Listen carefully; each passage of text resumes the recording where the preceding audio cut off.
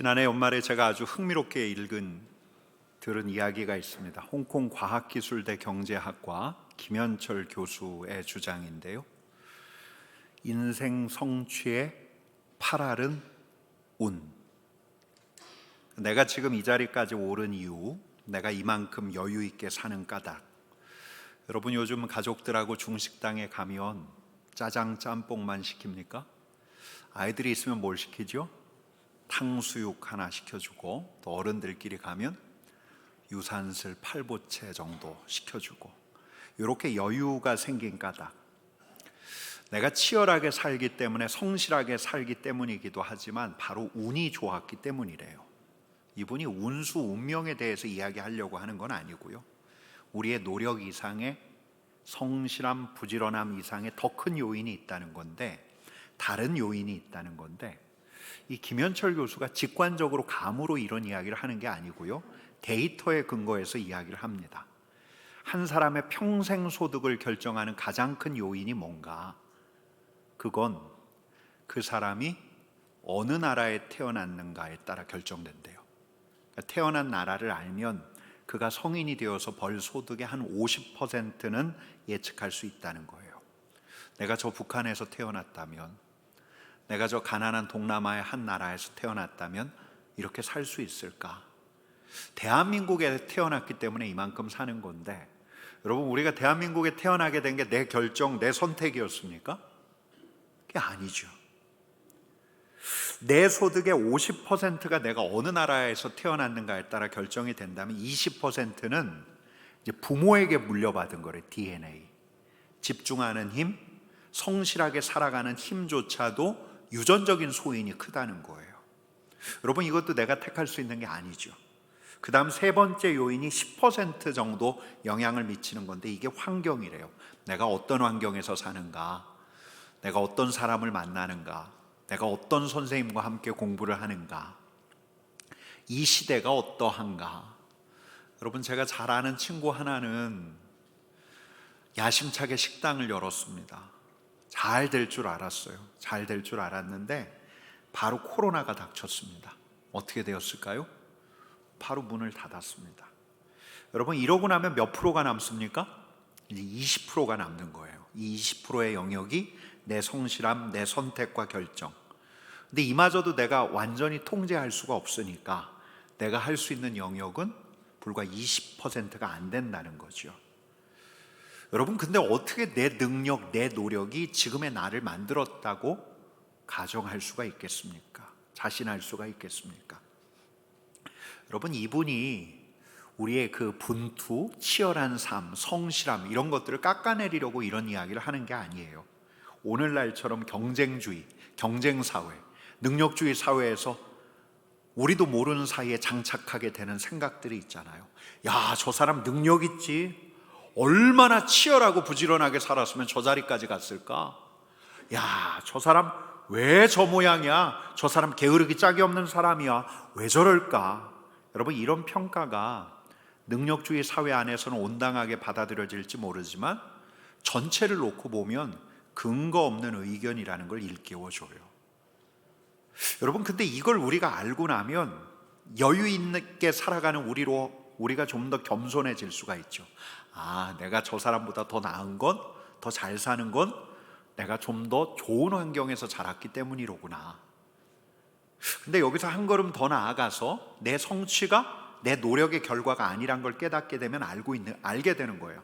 아, 저 사람이 겪고 있는 어려움, 저 사람 탓이 아닐 수도 있구나. 그 사람의 소리가 들리는 거예요. 내가 겸손해지면서 그의 탄식과 그의 부르짖는 소리가 들리는 거예요.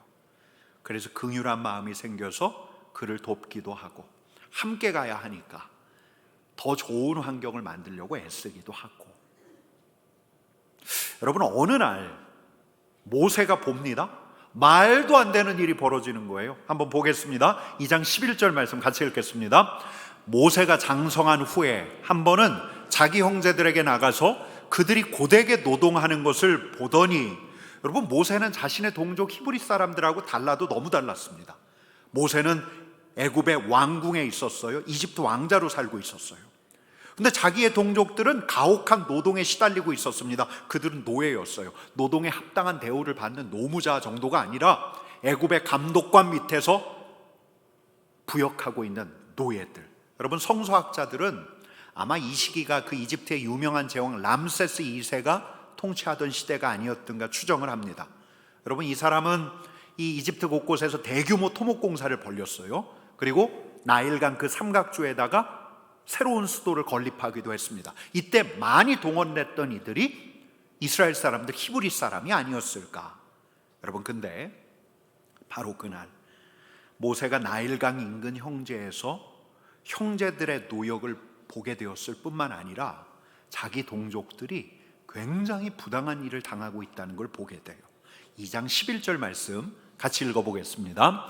애굽 사람이 한 히브리 사람 곧 자기 형제를 치는 것을 본지라. 여러분, 여기서 친다고 돼 있는데 그냥 주먹으로 몇 대 치고 채찍으로 몇 대 치는 게 아니에요. 히브리어 뉘앙스로 보면 이건 쳐 죽이다라는 말이에요. 그러니까 애굽 사람이 히브리 사람을 못 살게 군 정도가 아니에요. 그를 쳐 죽였어요. 죽일 만치 때렸어요. 모세가 분을 참지 못했습니다. 그래서 어떻게 하는가? 같이 읽겠습니다. 좌우를 살펴 사람이 없음을 보고 그 애굽 사람을 쳐 죽여 모래 속에 감추니라.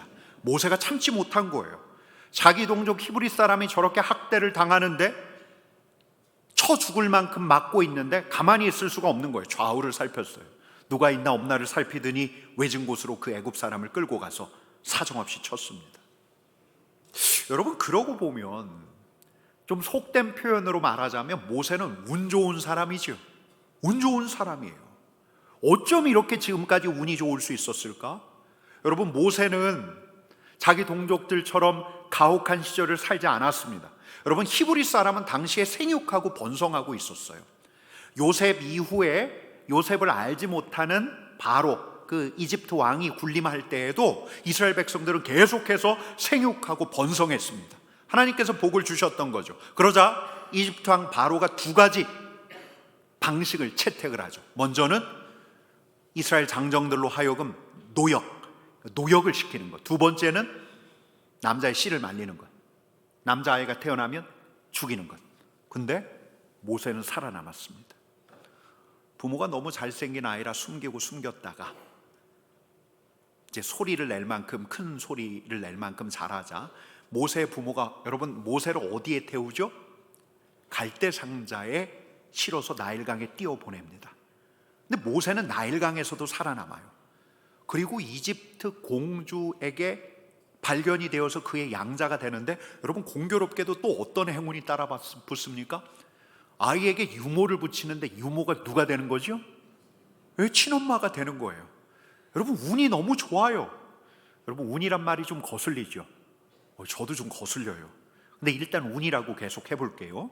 게다가 그는 왕궁에서 자랐습니다. 여느 아이들처럼 자라지 않았어요. 성인이 되어서도 노역하지 않았습니다.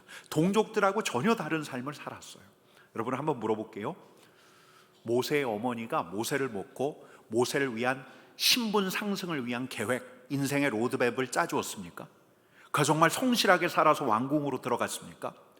속되게 말하자면 그는 운이 좋았던 거예요. 우리 하나님의 은혜 때문이라고 우리는 이야기할 수 있지만, 여러분, 물론 그에게도 고민이 있었겠죠. 그 어릴 적부터 그를 낳아줬던 어머니로부터 그가 누군가를 배워왔을 테니까, 왕가에 있으면서 받았던 서름도 덜어 있었을 테니까, 그는 혈통이 아니니까. 모세가 스스로 생각할 만큼 자랐을 때 자기 정체성을 놓고 한참이나 고민했었던 시간들도 있었을 거예요. 근데 여느 동족들하고는 전혀 다른 삶을 살았죠. 그의 노력하고는 상관없이요. 여러분, 다시 본문으로 돌아오면 그동안 이렇게 운 좋게 지내왔던 그가 말로만 듣던 자기 동족들의 노동을, 고역을 직접 목도해요. 자기 백성들이 애굽 사람들에게 얼마나 학대를 받는지를 두 눈으로 보게 됩니다. 운 좋은 사람의 눈에 보이는 거예요. 운 나쁜 자기 동족이 보여요. 똑같은 야곱의 후예이고 히브리 사람이고 이스라엘 사람들인데 운 좋은 사람이 이 운 좋은 자기 동포를 드디어 보게 된 거예요. 여러분, 엊그제 금요기도회 때 북한에서 탈북해서 목회자가 되신 김권능 목사님이 오셨습니다. 이분이 탈북했다가 다시 잡혀서 북송되고 다시 탈북했다가 감옥에서 10여 년 머물다가 다시 북송되는 과정에서 하나님의 특별한 은혜로 풀려나와서 대한민국까지 오게 되셨던 분인데, 제가 이 자리에서 지난 금요기도에 오신 분 손 한번 들어보십시오 라고 묻고 싶지만 묻지 않겠습니다. 여러분, 근데 그 금요기도의 유튜브 영상을 한번 꼭 보셨으면 좋겠습니다. 같은 하늘 아래서 살아가는 같은 민족인데, 야, 우리와 어쩜 이렇게 다를까? 가난 때문에 참혹한 삶을 살아가고 있고, 독재를 정당화하는 그 세뇌 가운데서 살아가고 있고, 생각을 마비시키는 그들, 또 적대감과 증오심. 여러분, 그런 생각이 들어요. 우리는 우리의 바람하고 상관없이 이 넉넉하고 따뜻한 자유 대한민국에서 태어났는데, 그들은 자기 바람과 상관없이 저 서슬퍼런 독재 정권 밑에서 살아가고 있는 거예요. 여러분, 속되게 표현해 볼까요? 저하고 여러분들은 운이 좋아요. 근데 저들은 운이 나빠요. 여러분, 근데 우리에게 들리는 거예요. 이들의 실상이 들리는 거예요. 지금까지는 이들의 실상을 듣기는 들어도 귓전으로 흘리고 말았는데, 그래서 모른 척하며 지냈는데, 이제는 그들이 보이는 거예요. 운 좋은 사람에게 운 나쁜 사람이 보이는 거예요. 운 좋은 사람에게 운 나쁜 사람의 소식이 들리는 거예요. 운 좋은 모세에게 저 운 나쁜 동포가 보이는 거예요. 얼마든지 편안하게 살아갈 수 있는 모세에게 저 가혹하고 혹독한 삶을 살아가는 자기 민족이 보이기 시작하는 거예요. 근데 마음까지 뜨거워져요. 고역에 시달리는 그들을 보니까 애틋해져요. 갑자기 당하는 그들의 불의를 보니까, 학대를 보니까 마음에서 분이 일어나요. 여러분, 왜 이렇게 보이기 시작할까요? 왜 이렇게 들리기 시작할까요? 왜 이땐 그들이 이렇게 가련하게 보였을까요? 왜 이때는 화같이 솟았을까요? 여러분, 우연히 본 게 아니에요. 어쩌다 본 게 아니에요. 우리 하나님께서 보게 하신 거예요. 하나님께서 듣게 하신 거예요. 끊임없이 우리 하나님께 올라오고 있었어요. 무엇이요? 부르짖음과 탄식이 올라오고 있었어요. 하늘의 하나님께 올라오고 있었어요. 2장 23절 말씀 같이 읽겠습니다. 여러 해 후에 애굽 왕은 죽었고 이스라엘 자손은 고된 노동으로 말미암아 탄식하며 부르짖으니 그 고된 노동으로 말미암아 부르짖는 소리가 하나님께 상달된지라. 여러분, 성경은 모세의 이 사건이 있고 난 한참 뒤에, 애굽 왕이 죽고 난 뒤에 이스라엘 백성들의 부르짖음이 하나님께 상달된 것처럼 이야기하고 있지만, 여러분, 출애굽기 1장 2장의 맥락을 보면 우리 하나님께서는 이미 듣고 계셨어요. 하나님의 백성의 탄식, 하나님의 백성이 부르짖는 소리를 듣고 계셨어요. 그러니 당신께서 택하신 사람도 보아야 하지 않을까? 들어야 하지 않을까? 그러니 보게 하시고, 그러니 듣게 하신 거예요. 여러분, 왜 우리에게도 들릴까요? 왜 이 즈음에 무심하지 않게 들릴까요? 여러분, 왜 우리들에게 그들의 부르짖음이 부르짖음처럼 들릴까요? 왜 우리에게 그들의 탄식이 탄식처럼 들릴까요? 왜 우리에게 보일까? 인간답게 살지 못하는 그들의 열악한 현실이 왜 이제 보이기 시작하는가? 왜 탄식하는 영혼이 우리 두 눈에 보일까? 여러분, 우리 하나님께 그들의 탄식과 부르짖음이 상달되고 있기 때문인데, 하나님께서는 그들을 보시고 계시기 때문인데, 하나님께서는 당신의 계획 안에 있는 우리들에게도 보게 하시고 듣게 하시는 거예요. 여러분, 물론 이 순간에 모세는 굉장히 미숙하게 대응했죠. 감정적으로 대응했죠. 이 운 좋은 사내는 운 나쁜 동포를 보면서 그를 때리는 이 애굽 사람에게 화를 뿜어냈습니다. 주먹이 먼저 나갔어요. 주먹으로 몇 대 쳤는데 그가 죽고 말았죠. 이로 인해서 그는 살 길부터 찾아야 했고, 이집트 사람들도 다 알게 되었으니까. 그래서 그는 어디로 도망쳤죠? 미디안 땅으로 도망쳤습니다. 여러분, 부르짖는 소리가 들려요. 우리 하나님의 귀에는 부르짖는 소리가 들려요. 우리 하나님의 마음을 흔들어 놓을 만큼 곳곳에서 하나님께 부르짖는 탄식 소리와 부르짖는 소리가 점점 더 크게 들리는 거예요. 2장 23절 말씀 같이 읽어보겠습니다. 여러 해 후에 애굽 왕은 죽었고 이스라엘 자손은 고된 노동으로 말미암아 탄식하며 부르짖으니 그 고된 노동으로 말미암아 부르짖는 소리가 하나님께 상달된지라. 여러분, 그럼 한번 물어볼게요. 모세는 들었을까요? 못 들었을까요? 미디안 땅으로 피했어요. 이집트에서 나가서 미디안 땅으로 피했어요.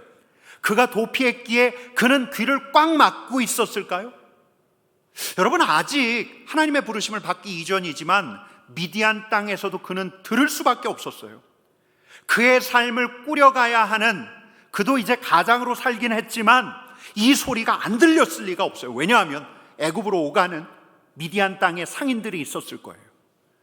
그의 형제였던 아론과 미리암이 모세에게 찾아와서 자기 동포의 실상을 일러주기도 했을 거예요. 여러분, 그런 날이면 그런 상상을 해봐요. 모세는 마음이 괴로워져서 골방에 들어가 우리 하나님 앞에 탄원을 올리기도 했을 거예요. 하나님, 대체 어느 때까지입니까? 어느 때까지 이 부르짖음과 탄식을 하나님께서 들으시려고만 하십니까? 여러분, 근데 그러던 어느 날에 이 모세가 장인의 양떼를 몰고 하나님의 산 호렙에 이르렀는데 모세는 결국은 기어이 자신으로 그 부르짖음을 듣게 하신 우리 하나님을 뵙고 말아요. 광야에 흔해 빠진 그 떨기나무에서 불이 활활 타오르기 시작하는데, 불이 타오르면 그 떨기나무가 사그라들어야 되는데 그렇지 않는 거예요. 그 기이한 장면에 주목했다가 하나님의 말씀을 듣게 되는데, 하나님의 육성을 듣고 그가 두려워 엎드려지고 마는데, 우리 하나님께서 두려워 떨고 있는 모세에게 이렇게 말씀하십니다. 3장 7절 말씀 같이 읽겠습니다. 여호와께서 이르시되 내가 애굽에 있는 내 백성의 고통을 분명히 보고 그들이 그들의 감독자로 말미암아 부르짖음을 듣고 그 근심을 알고, 하나님께서 아신대요. 하나님께서 그들의 고통을 보셨대요. 하나님께서 부르짖음을 듣고 계신대요. 아, 그렇지, 우리 하나님께서도 그 고통과 부르짖음을 듣고 계시지. 그러면서 하시는 말씀이 8절 말씀 같이 읽겠습니다. 내가 내려가서 그들을 애굽인의 손에서 건져내고 그들을 그 땅에서 인도하여 아름답고 광대한 땅, 젖과 꿀이 흐르는 땅, 곧 가나안 족속, 헷 족속, 아모리 족속, 브리스 족속, 히위 족속, 여부스 족속의 지방에 데려가려 하노라. 아멘. 하나님께서 가신대요. 하나님께서 그 약속의 땅으로, 아브라함의 땅으로 데리고 가신대요. 하나님의 계획을 일러주는데, 여러분, 아브라함은 속으로 이렇게 반응하지 않았을까요? 그렇지, 우리 하나님께서 듣고 계셨지. 우리 하나님께서 당신의 백성을 위한 계획을 가지고 계시지. 하나님, 그렇게 하셔야죠. 그래야 당신의 백성을 위해서 하나님께서 하나님됨을 드러내실 수 있죠. 직무유기가 아니죠. 그렇게 하세요. 제 마음 얼마나 불편했는지 몰라요. 여러분, 근데 우리 하나님께서 다음에 이런 말씀을 탁 주시는데 모세의 정신이 아마 번쩍 들었을 거예요. 9절 10절 말씀을 같이 읽어보겠습니다. 이제 가라, 이스라엘 자손의 부르짖음이 내게 달하고 애굽 사람이 그들을 괴롭히는 학대도 내가 보았으니 이제 내가 너를 바로에게 보내어 너에게 내 백성 이스라엘 자손을 애굽에서 인도하여 내게 하리라. 아멘. 여러분, 하나님께서 보고 듣고 그들의 부르짖음, 그들의 고충을 알고 계신다고 하셨는데, 하나님께서 가신다고 하셨는데, 하나님께서 뭐라고 말씀하시냐면 이제 가라, 내가 너를 보낸다 하시는 거예요. 여러분, 아마 고개를 조아리고 있던 모세가 하마터면 그 거룩하신 하나님 앞에서 고개를 들고 말았을런지도 몰라요. 여러분, 그래서 11절 이런 반응이 이어지는 거예요. 같이 읽겠습니다. 모세가 하나님께 아뢰되 내가 누구이기에 바로에게 가며 이스라엘 자손을 애굽에서 인도하여 내리리까? 여러분, 이 말은 이런 말 아니에요? 제가요? 하나님, 제가요? 어떻게 해요? 여러분, 이 사람 운 좋았던 사나이, 다른 동포들하고 전혀 다른 결로 살았던 인데 지금은 광야의 나그네 신세로 전락하고 살아가고 있는데, 여러분, 이 말이 무슨 말이에요? 이런 말이죠. 제가요? 하나님, 제가요? 하나님 가십니다. 좋습니다. 근데 제가요? 저더러 가라고요? 여러분, 한 번도 상상해 보지 않은 일이에요. 하나님, 제가요? 여러분, 솔직하게 말하자면 저도 여러분들도 성경 속 인물 이 모세를 소설 속 인물 바라보는 것처럼 읽기가 십상이에요. 그러니까 관찰자처럼 보는 거예요. 아, 우리 하나님께서 모세를 저렇게 부르셨구나. 하나님께서 구원 계획 이루어 가실 모세를 저렇게 부르셨구나. 여러분, 그렇게 호렙산에서 모세하고 하나님 사이에 주고받는 대화를 우리가 쭉 따라가는데, 그러니까 그 떨기나무 앞에서 고개를 조아리며 하나님 음성에 경청하는 모세를 떠올리는데, 마치 텔레비전의 한 장면을 보는 것처럼, 마치 소설의 한 페이지를 읽어나가는 것처럼 보고 있는데, 갑자기 툭 우리 하나님께서 당신의 시선으로 우리를 바라보시면서 말씀하신다면, 모세를 부르고 계신 그 말씀으로 우리에게 말씀하고 계신다면, 여러분, 그러니까 이 말씀이 2024년 1월 28일 날 여느 때처럼 주일날 나와서 예배를 드리고 있는데 우리에게 주시는 말씀이라면, 이 말씀이 우리에게 주신 말씀이라면, 여러분 3장 9절 10절 말씀 같이 읽겠습니다. 이제 가라, 이스라엘 자손의 부르짖음이 내게 달하고 애굽 사람이 그들을 괴롭히는 학대도 내가 보았으니 이제 내가 너를 바로에게 보내어 너에게 내 백성 이스라엘 자손을 애굽에서 인도하여 내게 하리라. 우리 하나님의 말씀의 요지가 무엇입니까? 그들의 부르짖음이 내게 올라온다. 근데 너도 가라, 그들에게 가라, 내가 너를 보낸다. 여러분, 이 말씀이 모세에게 주신 말씀이지만 이 말씀을 통해서 하나님께서 당신의 시선을 우리에게 꽂아놓고 우리에게 지금 주시는 말씀이 바로 이 말씀이라고 한다면, 네? 제가요? 저희가요? 우리한테 말씀하시는 거예요? 여러분, 적지 않게 당황할 텐데 우리가 더 당황스러운 까닭은, 네, 제가요? 제가요? 하면서 우리같이 당혹스러워하는 모세 때문에 더 당혹스러워요. 여러분, 우리 하나님께서 우리로 모세처럼 그들의 부르짖음을 듣게 하시고 우리 하나님께서 모세에게 주셨던 그 말로 우리를 부르시는데, 곳곳에서 터져나오는 탄식과 부르짖음을 우리로 듣게 하시고, 이제는 모세에게 주셨던 말씀, 이제 가라, 내가 너를 보낸다, 이 말씀을 우리에게 꽂으시는 것 같은데, 그 확신이 안 들면, 야, 이 말씀이 우리에게 주신 말씀일 수도 있겠다 하면서 듣게 하시는데, 하나님의 부르심은 이렇게 와요?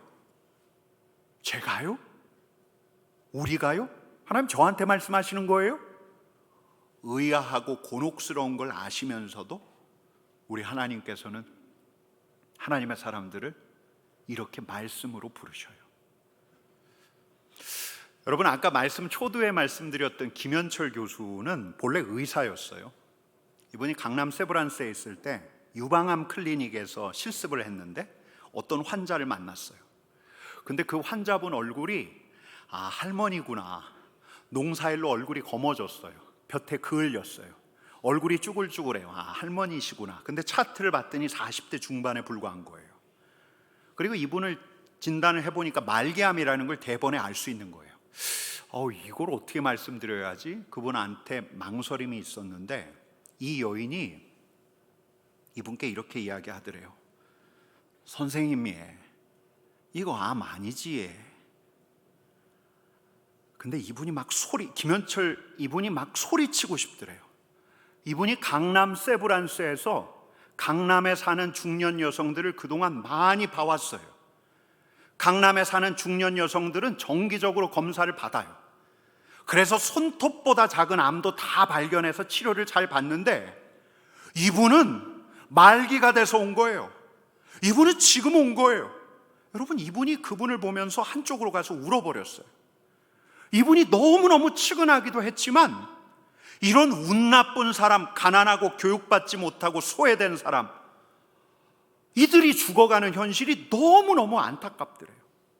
이 가난하고 처참한 여인을 보면서 이분이 처음으로 울었대요. 이 불운한 여인의 탄식이 들린 거예요.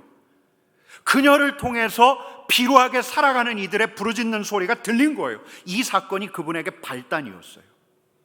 야, 내가 의사로서 환자를 한 사람 한 사람 돌보면서 치료해 주는 것도 참 소중한 일이지만 내가 하나님께서 나로 가게 하시는 길이 따로 있을 수도 있겠다. 우리 하나님께서 그로 애통함과 부르짖음을 듣게 하시고 그 애통한 현실을 보면서 우리 하나님의 부르심을 다시 헤아렸어요. 그리고 이분은 결국은 찾아냈어요. 아, 하나님께서 나를 이렇게 부르고 계시는구나. 이 비참한 현실을 개선하는 일로 나를 부르고 계시는구나. 그래서 그는 경제학자가 되었어요. 제가 이분 책을 보면서 아, 이분이 기독교인이구나 라는 걸 알았는데 새롭게 하소서에 나오시니까 더 반갑더라고요. 여러분, 제가 우리 삼덕교회로 오고 난 다음에 당치도 않게 저도 모르게 어깨에 힘을 빡 줄 뻔했습니다. 왜요? 우리 삼덕교회는 어떤 교회입니까? 아, 대구 통합 측의 그 중심이 되는 교회. 별로 그렇게 생각지 않으세요? 야, 내가 능력이 있어서 이 삼덕교회 담임 목사가 되었나? 아, 내가 저 작은 교회 목사님들보다 더 출중해서 이 자리에 있는 건가? 더 많이 공부하고 더 많이 연구하고 더 많이 기도하고. 여러분, 근데 생각하면 생각할수록 전혀 그렇지가 않아요. 전혀 그렇지가 않아요. 여러분, 김현철 교수 속된 표현을 빌리자면 제가 운이 좋았어요. 여러분, 어떤 초등학생의 통쾌한 표현을 빌리자면 제가 재수가 좋았어요. 재수가. 은혜예요, 은혜. 부르심은 순전히 은혜예요. 여러분, 우리가 삼덕교회 교인이라는 자부심을 가져야겠죠. 저도 삼덕교회 담임 목사라는 자부심이 때로 필요하겠지만 여러분, 이게 우리의 성실함, 우리의 치열함, 우리의 열심, 능력 때문이 아니에요. 순전히 은혜인 거예요, 이 자리에 있는 게. 여러분, 근데 우리가 삼덕교회에 있다 보니까 더 많이 듣게 돼요. 더 많이 보게 돼요. 사람들이 많아서이기도 하지만 또 곳곳에서 소식들이 들어오기 때문이기도 하지만 더 많이 들어요. 부르짖는 소리가 더 많이 들려요. 탄식 소리가 더 많이 들려요. 신음소리가 더 많이 들려요. 저로 듣게 하셔요. 우리로 듣게 하셔요.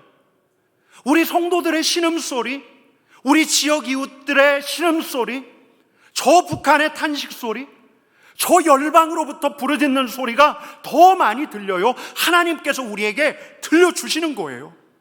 하나님께 상달되는 소리, 곳곳에서 올라오는 소리, 우리 하나님께서 들려주시는 거예요. 왜요? 하나님께서 찾고 계시기 때문이에요. 부르짖는 자, 구원해야 할 자, 그들이 널려 있는데 이 건질 사람을 찾고 계시기 때문이에요. 그들을 구원할 공동체를 찾고 계시기 때문이에요. 여러분, 우리 하나님께서 우리에게 주신 것은 우리에게 허락하신 거예요. 그들을 보내기 위해 우리에게 허락하신 게 우리가 지금 누리고 있는 것들이에요. 여러분, 그러니 우리도 모세처럼 주님, 저요? 제가 어떻게 가요? 반문하다가도 모세처럼 결국 그분의 부르심에 응답해야 하는 거예요. 여러분, 우리 주님의 부르심에 응답하는 하나님의 사람들 되시기를 간절히 축원합니다. 여러분, 우리 공동체가 하나님의 부르심에 응답하는 공동체가 되기를 원하십니까? 그럼 옆에 계신 분들에게 일러주세요. 우리 공동체는 하나님의 부르심에 응답하는 공동체입니다.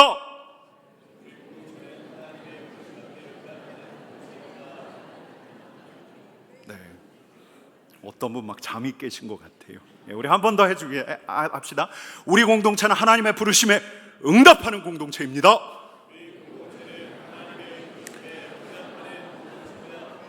여러분, 그래야 우리 하나님과 함께 갈 수가 있어요. 여러분, 11절 12절 말씀 같이 읽어보겠습니다. 같이 읽겠습니다. 모세가 하나님께 아뢰되 내가 누구이기에 바로에게 가며 이스라엘 자손을 애굽에서 인도하여 내리이까 하나님이 이르시되 내가 반드시 너와 함께 있으리라. 아멘. 저요? 주님, 저요? 내가 반드시 너와 함께 있으리라. 부르심에 응답하는 공동체가 될 때라야 우리 하나님의 함께 하심을 실감나게 경험하는 거예요. 부르심에 응답하는 사람이 될 때라야 전능자 되신 우리 하나님의 함께 하심을 고백할 수 있는 거예요. 나는 스스로 있는 자이니라 당신의 이름을 이렇게 계시하셨는데 이 하나님께서 우리와 함께 하신다, 우리와 함께 하신다, 부르심에 응답하는 자라야 이 고백을 할 수 있는 거예요. 여러분, 저는 우리 공동체가 하나님과 함께 가는 공동체 되기를 간절히 축원합니다. 여러분, 부르짖는 자의 소리를 듣기만 하다 보면 어떻게 되냐면 우리도 결국 부르짖는 데서 끝나요.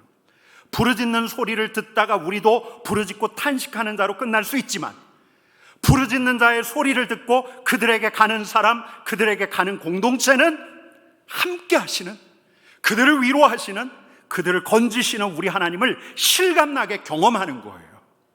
여러분, 다시 생각해 봐요. 왜 우리가 선택하지도 않았는데 나는 자유대한민국에 태어난 걸까? 내가 선택하고 결정한 것도 아닌데 노력하지도 않았는데 나는 왜 이렇게 대구 복판에 여러분, 우리 삼덕교회 좋은 교회죠? 네, 별로 대답이 없으시네요. 여러분, 우리 삼덕교회 좋은 교회죠? 예, 이 좋은 교회 삼덕교회 교인이 된 걸까? 우리 하나님께서 듣게 하시려는 거예요. 그들의 울부짖음과 탄식을 듣게 하시려는 거예요. 우리 하나님의 부르심에 응답해서 하나님과 함께 가는 공동체, 그들을 건지는 구원의 공동체 되기를 우리 하나님께서 원하시는 거예요. 왜 우리를 여기에 두셨는가? 왜 우리를 이 삼덕교회에서 신앙생활하게 하셨는가? 여러분, 올해 표어가 뭐죠? 우리가 한번 같이 읽어보겠습니다. 같이 읽겠습니다. 예수의 증인, 세상의 이웃. 여러분, 세 가지 영역이 있습니다. 우리가 올해 중점을 두는 세 가지 영역, 첫 번째 영역은 이웃이에요. 이웃. 우리가 하나님의 부르심에 응답해서 예수 그리스도가 필요한, 속사람이 탄식하는, 영혼이 탄식하는 그들을 건져내는 자 되기를 축복합니다. 여러분, 그러기를 원해요. 이웃들, 내 가족들, 그 선량한 내 친구. 여러분, 지지난주 말씀 나눈 것처럼 그들을 위해서 6번 기도하고 결국은 그들에게 우리 주님께서 만나주시기를, 우리를 통해서 만나주시기를 함께하는 우리가 되기를 축복합니다. 두 번째 영역은 북한인데요, 지난주에 말씀을 드렸습니다. 우리가 올해 북한 선교의 선봉까지 서겠다, 이런 기대까지는 하진 않습니다. 다만 우리 교회가 저 북한의 탄식 소리를 들었으면, 그래서 북한을 위한 기도를 시작했으면, 지난주에는 탈북하신 목사님께서 금요기도회 때 오셨는데 4월에는 좀 특별한 선교사님과 함께 시간을 가지려고 합니다. 6월에는 북한 선교주간, 이 통일과 북한 선교를 놓고 기도하는 특별한 시간들을 가지려고 합니다. 여러분, 세 번째 영역은 열방이에요. 열방. 우리 교회가 지금껏 열방에 선교사님 파송하는데 애를 썼습니다. 선교사님을 파송하는 교회가 되어야죠. 앞으로 더 많은 선교사님을 돕고 파송하겠지만, 여러분, 이제 우리가 서 있는 이 자리가 땅끝이라는 걸 깨닫게 돼요. 여기가 열방이에요. 우리 주위에 외국인들이 너무 많아요. 땅끝이 가까워졌어요. 여러분, 그래서 올해 우리 교회는 코로나 전에 우리 교회가 그동안 중국인 유학생들을 섬겼죠. 피스팀이 있어서 열심히 섬겼는데 올해부터 다시 재직 부서로 유학생 선교부를 신설했고 준비하고 있습니다. 이런 땅끝에 부르짖음을 듣는 교회가 우리 삼덕교회 되기를 바라는 것이죠. 여러분, 우리 주님께서 우리를 부르셔요. 그래서 하나님께 상달되는 그 부르짖음, 탄식을 듣게 하셔요. 그리고 우리를 부르셔요. 제가요? 제가 어떻게 해요? 라고 우리 하나님 앞에서 반응을 하는 저희들이지만 우리 하나님께서 우리를 부르셔요. 왜요? 하나님께서 우리를 사용하시려고 하는 거예요.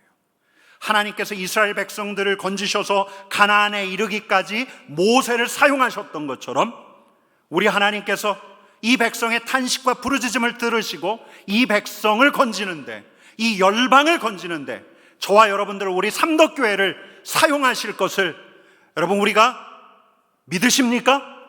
여러분, 우리 하나님께서 틀림없이 사용하실 것입니다. 여러분, 우리 좌우 옆에 계신 분들에게 이렇게 인사할까요? 하나님께서 부르신 당신, 좀 어색한가요? 하나님께서 부르신 당신 열방을 향한 축복의 통로입니다.